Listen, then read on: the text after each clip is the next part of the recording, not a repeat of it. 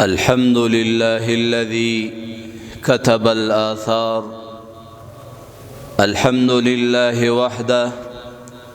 والصلاة والسلام على من لا نبي بعده. أما بعد، فأعوذ بالله من الشيطان الرجيم. بسم الله الرحمن الرحيم. يا أيتها النفس المطمئنة ارجعي إلى ربك راضية مرضية فادخلي في عبادي وادخلي جنتي. صدق الله العظيم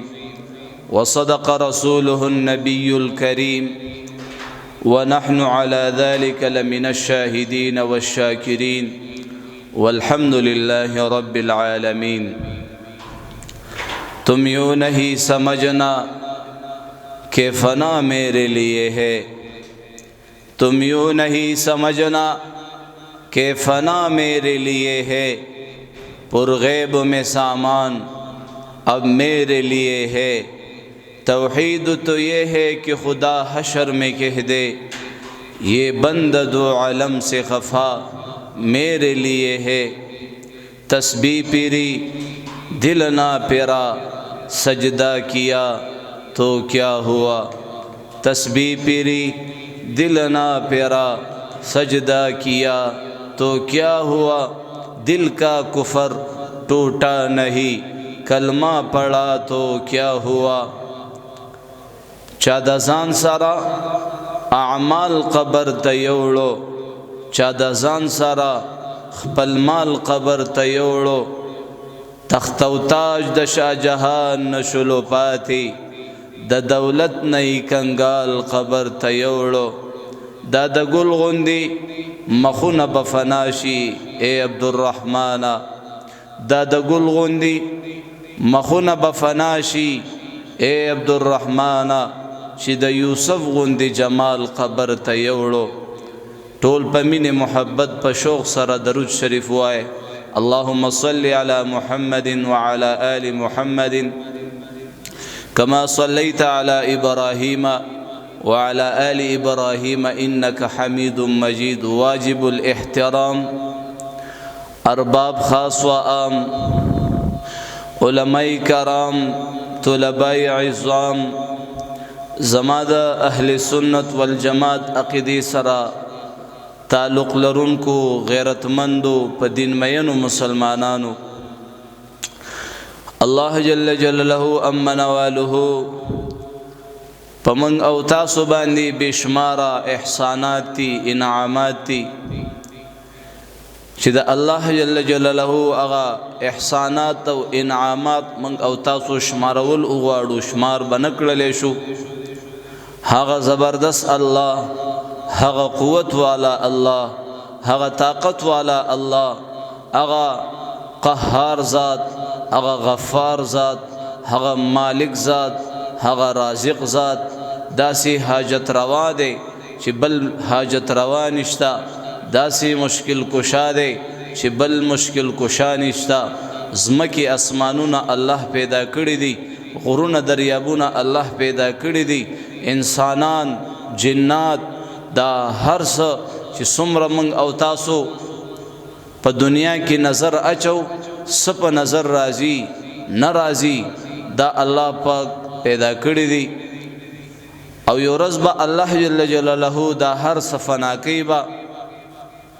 دا هر څه به ورانوي، دا دنیا به ورانوي، دا محلات به ورانوي، دا غرونه به ورانوي، اسمانونه به راغورځي، ځمکه به شلي، په دې ځمکه کې دننه څه شی دي دا هر څه به بهر ته راویشتلی شي۔ زما محترمو،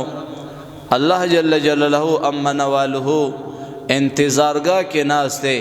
مورچه کې ناست دی۔ ان ربک لبالمرصاد،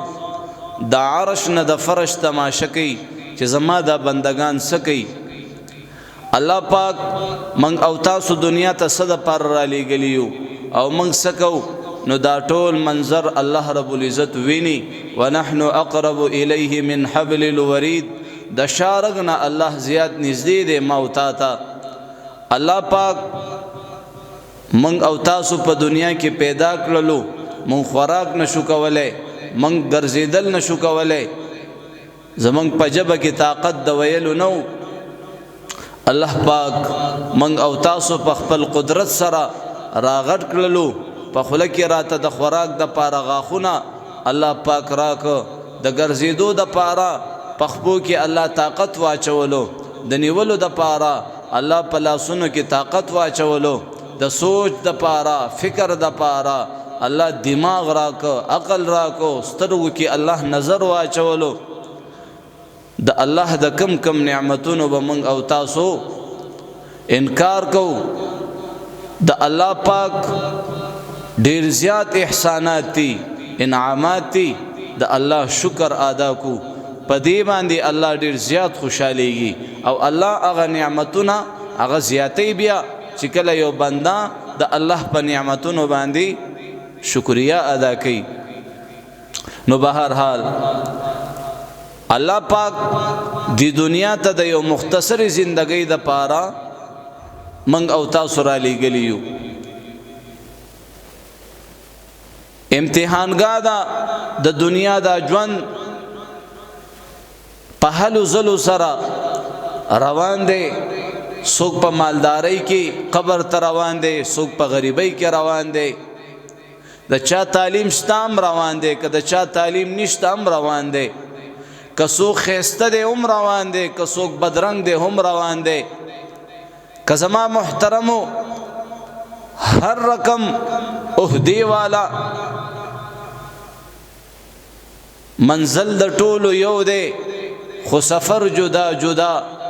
دنیا ته الله پاک په نمبر سره را لېږلیو او د دنیا نه تلل بې نمبره دی، پته نه لګي. لکه د ګل غوندې دنیا ته هم راغلی، ما خندلی قدر نو خزان راغی. سو ساګانې پاتې دي، ماشوم لاړی، نیکه ژوندی وي، ماشوم وفات شي. زما محترمو بیمار لا ټیک ټاک وي، بیمار ژوندی وي، روغ صحتمند را پریوزي، وفات شي. لكل أمة أجل فإذا جاء أجلهم فلا يستأخرون ساعة ولا يستقدمون. نو انسان داسی حالاتو طرف ته روان دی، داسی منظر او داسی وخت په دې انسان را روان دی چې دا انسان څنګه دنیا کې پیدا شو، لغړ تغړو په بدن باندې کپڑے نه وي، د خوراک سکاک انتظام نو، هم دقه شان دا انسان چې کله وفات شي، زما محترمو د دې انسان نه دا کپڑے ویستلی شي، د دې انسان نه د دنیا سازو سامان ټول کوس کړلی شي. د زنانو په جسم باندې قیمتي او زما عزتمند درنا جوړوي، د نارینو په بدنونو باندې درنا او قیمتي جوړوي. د قیامت په ورځ به دا ټول بربند ولاړ وي. هغه منظر لږ مخې ته کوي، خو یو بل ته به څوک کتلی نه شي. هر سړی به په خپل غم کې وي، څه به کېږي. زنانه به بربندې ولاړ وي، نارینه به بربند د دې قبرونو نه به راپاسي. هر انسان ته به خپل اعمال لار خی، که بد اعمال کړي وي د یو بد شکل انسان په شکل کې به دا چې کله د دې قبر نه راپاسي او وګوري و بدبخت تاسو کې وای زستا عمل ما زستا عمل ما وای عمل د لارې مل له څنګه عمل لیکړه دی. زما محترمو دا قبر د عمل صندوق دی. نو دا چې وګوري وا تاسو کې ابو ورتوي هل تعرفوني ودي پیجاندم، دا ورتوي لا ادري لا نه پويګم تاسو کې ورتوي زستا عمل مکنه. خواہشات په دنیا کې تا خواہشات پسان باندې راسوار کړو، په خواہشاتو پسې لګیاوي، پزړه کې د دنیا مینا وا الله دې خفه کړو، الله رسول دې خفه کړو. په دنیا کې موتا غلامانه ژوند او زندگی به تیرو چې الله سوي د الله رسول سوي، خپل چاہتونه به موتا قربانو.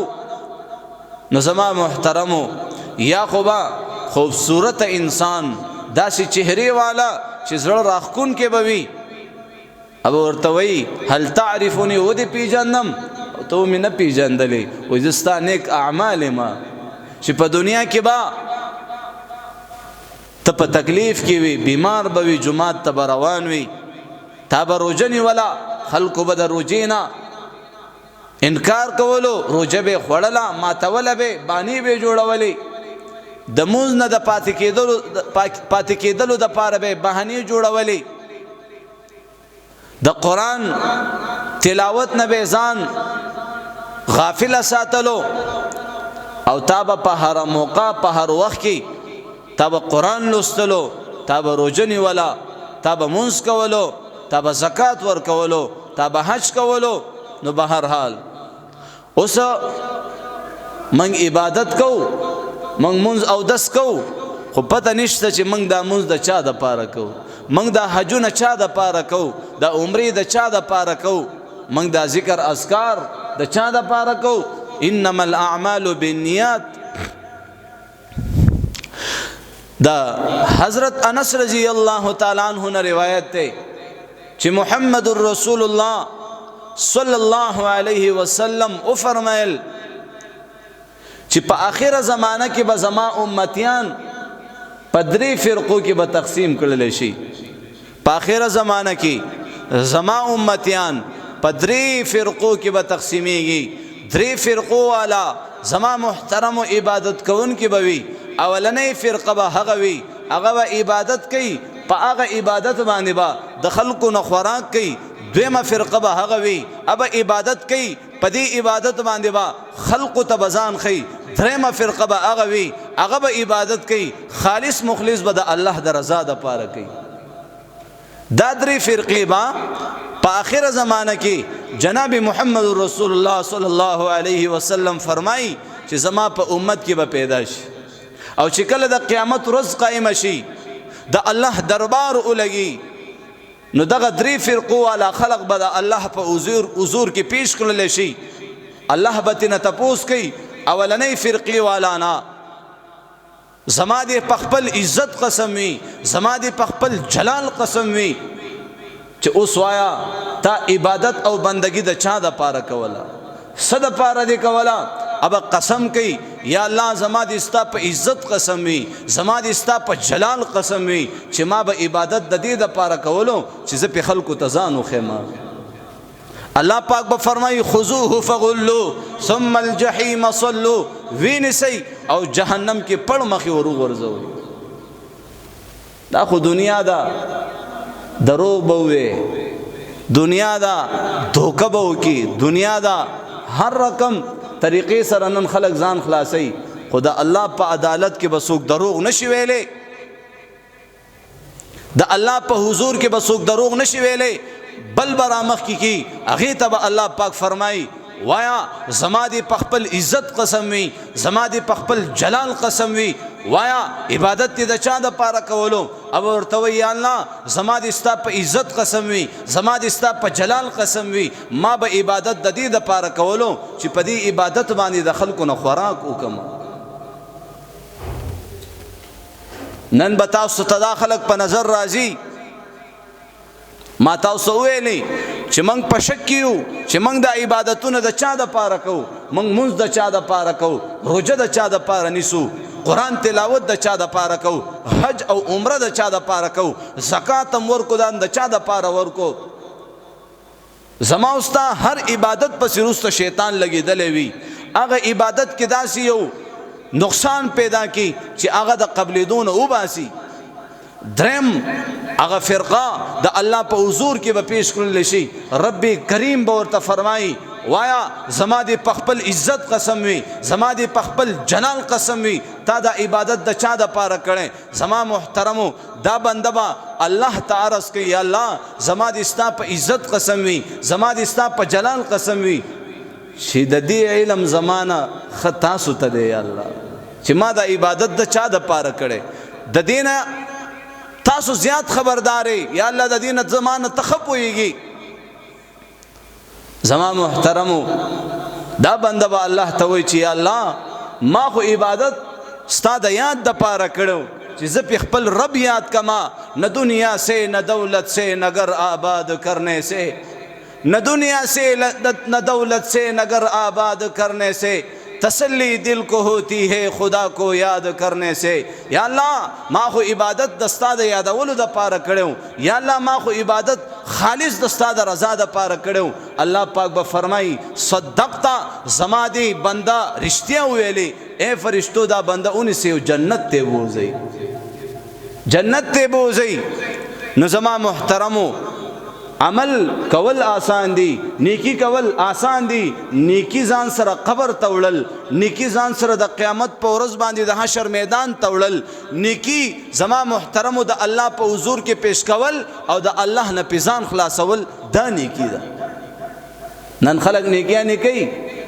خو یو 15 منټه یو قدم دو قدم اخواشوي نه د یو مسلمان غیبت به وکي د یو مسلمان سپکاوي به وکي د یو مسلمان پسې به خبري او بیا بلا سوي یا راشي می دا خبره دی پوری کوله الله دې په غیبت کې نه راولي وي خبره بکی غیبت بکی وي الله دې په غیبت کې نه راولي څنګه الله په غیبت کې نه راولي غیبت کې رااله به یو کمزوري په یو مسلمان کې نه او هغه پسې تا خبره وکړه یو زما عزتمند عیب نه هغه پسې دې خبره وکړه نو پیغمبر علیه الصلاۃ والسلام فرمایي دا تهمت شلو دا تا پاغي باندې تهمت اتړو او د دې تهمت خپل کوړی دي د شریعت زما عزتمندو قانون الله پاک راولي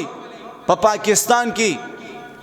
بیا چا پچا باندې تهمت ولګولم چا غلا وکړه چا زنا وکړه به را میدان تک به وګوري برسر عام دغه سړی پانسی کړل شي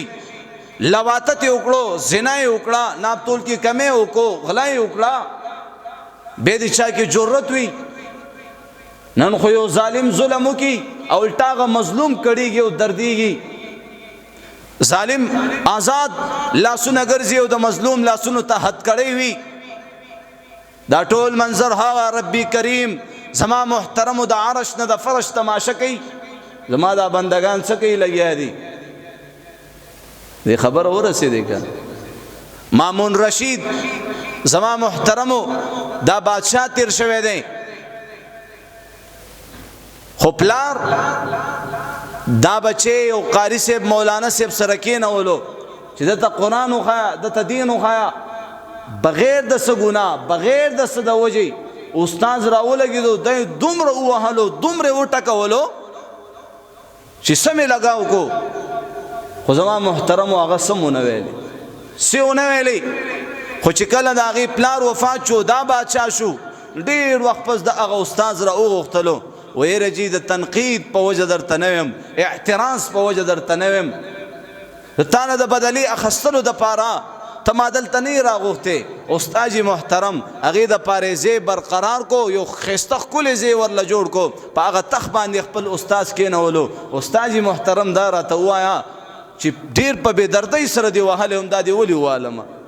ادي ولي والم ځان په حکومه ما نه صدا سي غلطي شوی و وای ما ته پته وا چې ته د بادشاه زوی او د بادشاه د وفات نه پس به ته بادشاه جوړیږي دا ټول رعیت به تا پسې تړلی کېږي نو ما تاله وهل ټکول ځکه درکه چې تا په زندګۍ کې چېرته وهل ټکول خوړلی نه و چې ته کله بادشاه شي او د بادشاهۍ په تخته باندې کینی او یو مظلوم یو فقیر تاله راشي او تا په حضور کې خپله مسله وړاندې کی نو تا باندې به تکلیف تیر شوی وي درد به تیر شوی وي بیا به ته د عدل او انصاف فیصله کې دې وجې نه ما تاله وهل درکړه چې دا درد او تکلیف په تا تیر شي دا چې کوم د کورسو خاوندان دي او زما محترم ذات کرنل وي ځان ته جج وي دا غټو غټو عہدو والا دا چې په یو ځای بل ځای کې ناست دي او زما عزتمندو دا فیصلې کوي او د یو مظلوم خلاف هغه قلم استعمالوي په ده باندې دا منظر نه دی تیر شوی ده باندې دا تکلیف نه دی تیر شوی ده باندې زما عزتمندو چېرته داسې کیس نه دی راغلی دا خو زما یو فقیر یو ملنګ یو غریب باندې د الله په یو بنده باندې دا زما عزتمندو مسله راغه جنگ جګړه راغه سکور کې بې اتفاقي وغیره راغله هغه مسله کچرو ته لاړه عدالت کې پیش شوه نو هغه جج صاحب چې کوم مخامخ ناست دی هغه خو زما محترمو په غوړو زیړو کې راغټ شوی دی هغه خو معمولی غونته کې نقصان او تکلیف کتل هم نه دی و انسان پکور کې بادام خوړلو سره او خياريږي نه، بار په دنیا کې ډغر وهلو سره انسان او خياريږي. چې دا بار په دنیا کې ډغر وهي دا او خيار شي. نو زما محترمو، غل او زانی د الله کرم وګورا، د الله رحم وګورا. ارحم الراحمین ذات، هغه کریم مولا، هغه زبردست الله، هغه طاقت والا الله، هغه قوت والا الله، هغه د اویاو میندو نه زیات محبت کون کې زه قربان شم چې دا هغه الله سره دا بنده بې وفایي کوي چې کم الله پاک زما محترمو د قیامت په ورځ به پیغمبر علیہ الصلوۃ والسلام فرمائی چا چې اویلی لا اله الا الله، لا اله الا الله، د لا اله الا الله په دې ورد کې دا وفات شلو، کدا زانیو که شرابیو کدا غلو، زما عزتمندو دخل الجنه، و دا په جنت کې داخلي. چې کلمه ویلې دا، کلمه ویلې دا. ابو ذر غفاری رضی الله تعالی عنہ تپوس کوي چې یا رسول الله اگر کاغذ زناهکار وي، اگر کاغذ غلا کوي، الله رسول ورته فرمایي ها که غلا کوي او که زنا کوي، ها کلمه ویلې د بیا په جنت کې داخلي. بیا ابو ذر غفاری رضی الله تعالی عنہ تپوس کوي چې یا رسول الله کلمه خو ویلې دا خو غلا کوي زنا کوي، بیا الله رسول ورته فرمایي ها که غلا کوي که زنا کوي، دا غینه باوجود کلمه ویلې دا په جنت کې داخلي. او بیا ورته الله رسول څه فرمایي کدا خبره په ابو ذر باندې خلګي او کبد لګي په جنت کې به داخلي. هغه کریم مولا، هغه زبردست الله، هغه قوت والا الله، هغه طاقت والا الله. نن من او تاسو توبم نو باسو چې په خپل کړو ګناهونو باندې انسان پیمانه شي، الله تدری شزونه خوختي پای کې یو خبره دا هم دا چې یو زما بندا په خپل کړو ګناهونو باندې پیمانه شي، پیمانه شي، خجالت شي. د قیامت په ورځ به دو بندگان د الله په حضور کې به پیش کړل شي. زما محترمو، یو بنده به الله پاک ځان ته مخامخ ادري، ورته به الله پاک فرمایي وایا کنه پزړه کې د چا مینه و، یا الله زما پزړه کې خوستا مینه و، یا الله ستاسو د دین مینه و. کذبتا ویني سي الله پاک به فرشتو ته فرمایي دا سینه ولا اوسېری ړه ولا را بار کی وګوري سدي پکې. انت بدا خبرې نه، ته زما دړه خبر نه، زستا دړه خبر نه. مخامخ وای خزه وخاون ته وای په ما ډیر ګرانه، خاون بخزي ته وای په ما ډیر ګرانه.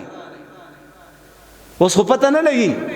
په جنت کې به زما محترم ها الله دې دا هوري زمون او استاد نصیب کی، هغه هوره به پته لګي داغي په بدن باندې کپڑے به وي، هغه کپړو کې بدن نه بدن ښکاری، بدن کې بدن نه زړه ښکاری، پزړه کې بدن نه مين ښکاری چې تاسو سره څومره مینه ده. او د دنیا حساب کتاب دې پوه شي پته نه لګي. نو الله پاک باغه سینه ولا اوسری لبته نه رابار کی، ای کی به وګوري د چا سره مینه ده، چا سره محبت، چې وګوري ټول د دنیا مینه او د دنیا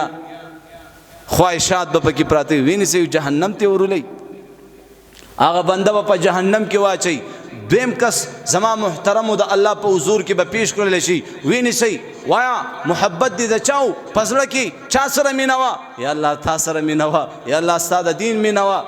الله پاک به فرمایي ویني سي سینه ولا اوسری، سینه ولا اوسری ربته نه رابار کی، چې وګوري پای کې هم د دنیا مینې د دنیا محبتونه.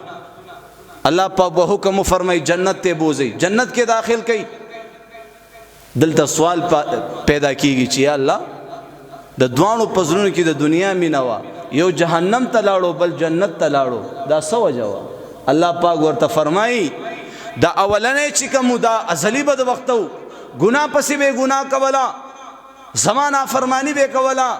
داغي پسړه کې دغه خیال هم نو راغله چې زه دا ګناه پرېدم، او دا کم چې می جنت ته بوتلو د به روزانه دا خبره پسړه کې راوستا چې الله زه بسنګ د دې ګناه نه واوړم، یا الله زه بسنګ منځ گزار جوړ شم، یا الله زه بسنګ د مور او پلار فرمان بردار جوړ شم، یا الله زه بسنګ دا سود پرېدم، یا الله زه بسنګ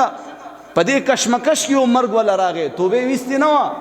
الله جل جلاله په دې نیت باندې الله پاک هغه جنت فیصله وکړه. موږ نن نیت هم نه کړې سوایو. الله رحیم کریم دی. لا خزوانی بوډا توپ تجریر زندگی باقی پاتې ده. په بوډا توپ کې به توبه وباسي، ته به بوډا توپ ته ورسې. ما خو تاسو ویلې وی لکه د ګل غوندې دنیا ته هم راغلی، ما خندلی قدر نو خزان راغے زما محترم و بس جھٹکی ہوئی خو بہرحال سانس ہے چانس ہے سانس ختم چانس ختم کوشش کو چې انشاءاللہ چې کله کورونو ته داخليږي نو سلام اچوي سلام سا اچوي سلام اچوي اولنې روایت واورا چې کم خلق کور ته داخليږي او په کور کې سلام اچي دغه خلق به الله مالدار کی الله به غنیان کی الله به فراخین پیراولي موږ پښتانه شرمېږو خو موږ په خزو سلام اچو دا زیګ پښتانه دلته ورته غیرت مخې ته کېږي او هغه ټیم غیرت ولا مخې ته نه راځي چې کله د دې کمزور بوټي سره جنگ جګړې راخستې وي کله په ماشوم باندې گزار کوي دغه ټیم کې نه شرمېږي او ته د دې ښځې خاوند د مینې محبت د زیاتولو دپاره ته ښځې ته وایه چې روڼۍ راخله خپل خاوند ته خوله کې ورکوه خاوند یې روڼۍ راخلي تاله دې خوله کې درکوي دې سره مینه محبت زیاتېږي ښځه خاوند ته د محبت په نګاه وګوري خاوند ښځې ته د محبت په نګاه وګوري رب کریم دې دواړو ته د محبت په نګاه وګوري موږ پردو ښځو ته ګورو په خپل ښځې قتلو کې چې کم دی زما عزتمندو ثواب دی اجر دی زما عزتمندو بلندی ده نو اولنې روایت دا خلق با الله پاک غنیم کی الله به مالدار کی زمونږ په کورونو کې چې کم دی فقر او فاقه شته که نشته تنگ دستۍ نشته که نشته او زیاتېږي د خیره سره بس صرف یې وایو عمل پې نه کوو هم زمونږ خپله دا حل دی او زمونږ د مقتدیانو دا حل دی سلام موږ نه ایر شي بس کور ته رادن نشو یو لوی بزرگ او زه چې کله کور ته دن نشم بزرگ یو لوی ولی الله د دې ریوین مرکز په مشرانو کې وی ښځې را سره جنګ جګړې یو هره خبره داسې کوله چې دا ډېر راله ټک چولو وی ما ویلې دا څه ګناه مانه وشوه وی زه کور ته بسم الله رادن نشم کور ته بسم الله رادن نشم وی ما سره یو بل سړی هم رادن نشو ما سره بل سړی هم رادن نشو نو چې سلام واچي السلام علیکم ورحمت الله وبرکاته اوچته ما سره سلام اچول چې زما محترم تا کله سلام واچولو په دې سلام اچولو سره د کور نه جنات وځي د کور نه هره بلا وځي په دې کور کې خیرونه برکتونه راشي زما عزتمندو اولنۍ روایت مطابق دا خلق به الله مالدار کی د دویم روایت مطابق د دې گاونډیان به الله مالدار کی د دریم روایت مطابق دا ټول کله به الله مالدار کی اوس وایي موږ سلام اچو سلام ام کول دی سلام ام کول دی داسې به رواني چې دا پلانکې لږ غریب دی دا پلانکې چې کم دی پرهیزګاره دی امیر صاحب دی دا به په ما سلام اچوي تی وانه چې البادئ بالسلام بریء من الکبر حدیث کی محمد رسول الله فرمای څوک چې په سلام کې مخکیواله کوي وای دا به د کبر نه بری وي تکبر نه به بری وي او پیغمبر علیہ الصلوۃ والسلام فرمای چا چې پس شلو کسانو باندې سلام واچولو په شلو کسانو باندې په سو کسانو باندې شلو کسانو باندې چا سلام واچولو د قیامت په سخت ورځ باندې زما شفاعت داغي د پاره واجب شول د قیامت په ورځ به ول زواج په پداسي درجه ورل ورکړه زما عزتمندو د واجب کېدو درجه ورل ورکړه په ما دا خبره واجب ده چې شفاعت وکم نو هغه مجلس نه فورا یو صحابي پاسې دی لاړې او لږ وخت پس راغی بیا په هغه محفل کې مجلس کې کېناست الله رسول ته فرمایي چېرته تللی وي و یا رسول الله په دې خبره باندې عمل وکړو لاړم په شلو کسانو مې سلام واچولو واپس راغم عملي خلکو موږ دلته خبرې واورو په یو غوږ واورو په بل غوږ وباس یاره مولانا صاحب ډېرې ښایسته خبرې وکړو ښایسته خبرې وکړي عمل دي په څومره وکړو دا خبرې خو وخت د سره ښایسته را رواني دا ټولې ښایسته خبرې دي په دې خبره ورسېدې که عمل سے زندگی بنتی ہے جنت بھی جہنم بھی یہ خاں کی اپنی فطرت سے نہ نوری ہے نہ ناری آسمان بھی ہو بادل بھی ہو بارش نہ ہو تو کیا فائدہ قرآن بھی ہو حدیث بھی ہو عمل نہ ہو تو کیا فائدہ نن قرآن پروت تے حدیث شتا علماء شتا عمل نشتا عمل نشتا پشي دا څه چې څومره قیامت ته وخت نږدې کېږي د دین نه لرېوالی علماو نه لرېوالی مدرسو سره نه لګي جوماتونو سره نه لګي په جوماتونو کې جنگ جګړې په جوماتونو کې بې ادبۍ او زما عزتمندو په اوچت اواز سره خبرې کول الله مخکې